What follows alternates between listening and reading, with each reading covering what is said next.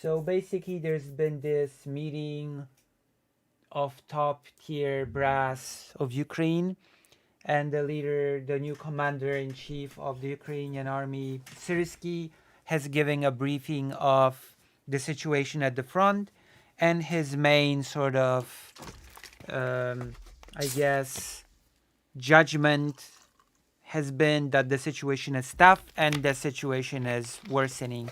Although we're still to see how the aid will change that. This is from the 27th of April. There is a tendency to escalation, Syrsky tells about difficult situation at the front. The Polish source basically said that he said that the situation is hard and that it has a tendency to worsen.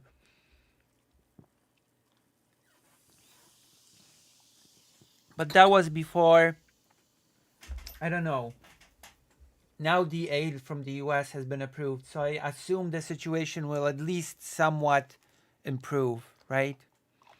So let's not doom and gloom completely, but let's read the article and let's see what it has to say. Chief of the Armed Forces of Ukraine, Oleksandr Syrsky, informed Western partners about the difficult operational and strategic situation at the front, which tends to escalate.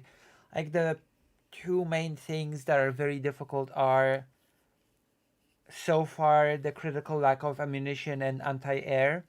This is a artillery heavy war, so Ukrainian soldiers primarily want more shells, and also there's a problem of anti-air defending cities, but not just cities, but also critical energy infrastructure and, well, the front line itself, right? Like Ukraine does not have enough anti-air to do it all, and so it focuses on the big cities because if anti-air strikes down missiles that are trying to hit the big cities, then the economy can at least function as normally as is possible in a wartime. That's one. And also there is like this problem with mobilization, the problem with soldiers being very long on the battlefield without rotation, soldiers with many different conditions, health conditions being at the front line at the age of 40 plus. That's also a problem when it comes to the situation at the front in Ukraine.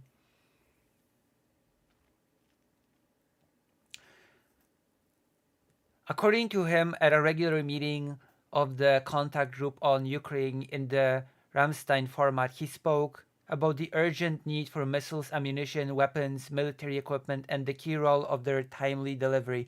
Timely delivery is indeed key because it doesn't mean much if aid is approved if it won't reach the front line very, very quickly, right? It becomes sort of meaningless if it appears on the front line too late. And that has been, unfortunately, a running thing when it comes to aid, that a lot of it arrived at the front line, unfortunately, too late, and its sort of significance and usefulness diminished. That is a reality that apparently many soldiers speak of.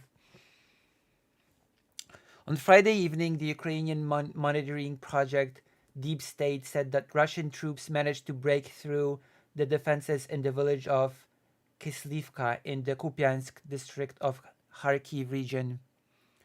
At the same time, Russia's active offensive continued in Donetsk region, where Russian troops also broke through the front line earlier in the week. According to Deep State, Russian troops occupied the villages of Solovyovo and Semenivka south of Ocheretino. The Ukrainian armed forces did not officially confirm this information. Russian forces are likely to intensify offensive operations in the coming weeks to take advantage of Ukraine's vulnerability to the arrival of U.S. military aid. The U.S. Institute for the West Study of War, ISW, has warned earlier. And of course, there's also the matter of Russian forces now targeting rail tracks, to disrupt the arrival of Western weapons to the front. Russia is basically trying to push as hard as possible to take advantage of this small window that they have left before weapons from the West start arriving due to the US aid being unlocked. And also, at the same time, Russia is trying to destroy rail tracks to disrupt the arrival of that Western weaponry to the front.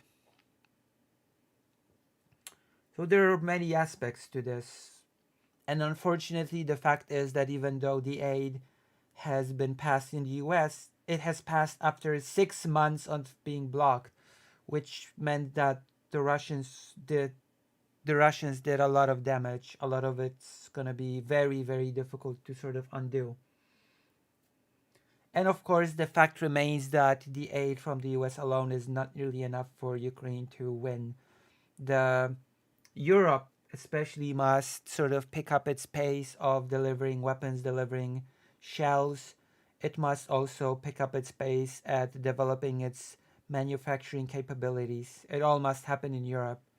There are two things that Europe must do: build factories and produce shells and weapons faster and deliver them to Ukraine, as well as at the same time, because Europe must be able to think of the long term and the short term at the same time, unfortunately.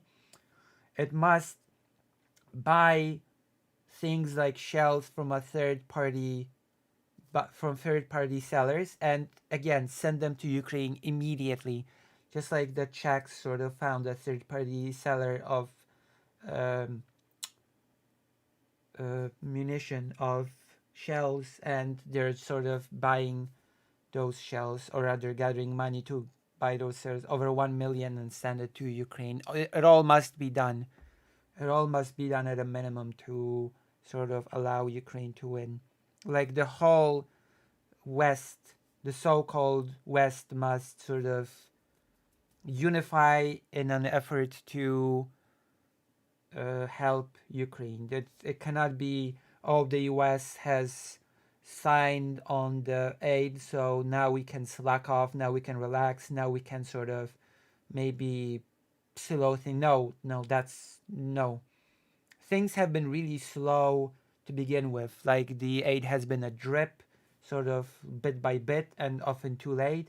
Like this attitude has to dramatically change if we are to see a real upset on the battlefield, a real reversal. And if we are to save lives, because let's not forget that blocking aid, giving aid slowly, that means not just the death of Ukrainian soldiers that could be avoided, but it also means things like saving the lives of civilians in cities, because also civilians died due to the bombings of the Russians. And also, as an aside, I would say, because more and more people are asking questions. I saw people in Poland, Polish people, asking more and more, wait a minute, why aren't we, as Poland, defending the skies of Western Ukraine? Why aren't we defending the Western Ukrainian cities by shooting the missiles down? Why aren't we doing that? We could be saving lives.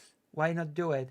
Like no Russian soldier would die from that, so it could not be sort of be framed as a direct aggression against Russian forces. And bombing cities, for all intents and purposes, is not an acceptable thing, you know? So more and more people do ask this sort of question. Why aren't we defending Western Ukraine cities that are within of our range? Why wouldn't we do that? You know? And I think it's a legitimate question to ask. Even though some would claim that it would lead to an escalation, but I'm sorry, like I think that this sort of escalation risk is worth taking when if it means saving lives, you know? Like sometimes I think, because we're now in this weird situation in which Russia basically feels like it can do anything, and the allies of Ukraine can do basically nothing, because that's escalation, but Russia can just do anything, which is ridiculous, including sending missiles to be for a little bit in Polish airspace and no consequence, nothing, you know? So, like, we have this situation which Polish people themselves are starting to ask, wait, why would we not shoot down missiles that are headed for Western Ukraine cities? Why we should? And I will agree. Okay, this has been a really short, albeit very sweet political segment about the situation on the front. It's very, very short, very sweet, very to the point. But you know,